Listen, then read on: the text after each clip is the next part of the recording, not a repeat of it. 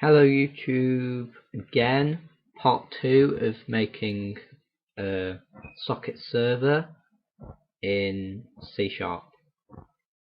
Okay, in our last tutorial we got the bytes from the text. This actually needs to be default instead of ASCII. Now, in this tutorial we will be working on the receiving part.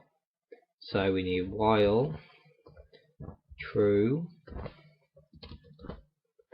thread.sleep 500 milliseconds, and then int rec equals ack.receive. Forgot we need another byte array. Buffer equals new byte array 255. Now you can actually have this as any number, but it has to be a power of 2.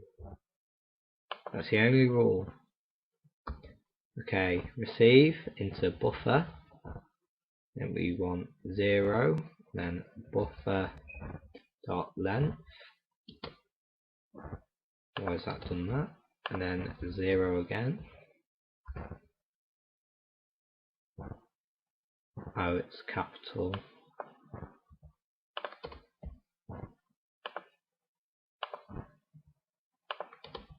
Like that. Okay, then we need array dot resize ref buffer and then rec. That'll make sure there's no, if we receive more bytes it won't go over this limit. Then we need console dot writeLine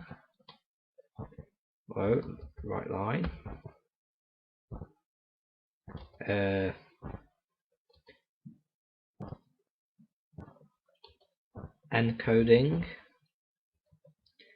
dot get dot default dot get string buffer, and there we are, done. But also let's add a name function into our system. So static string name, and here where it asks for the port before this, we're going to put console.writeLine please enter your name, and then name equals console.readLine. And then when we send our data, instead of just doing this at the start, we're going to put plus name, so the client will see who it's been sent by. Okay, also when the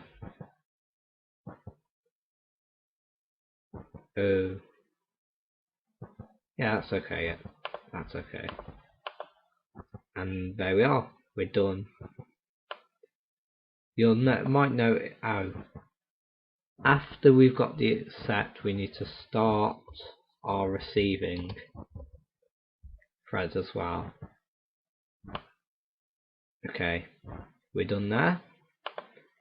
So in the next tutorial we will be making the client.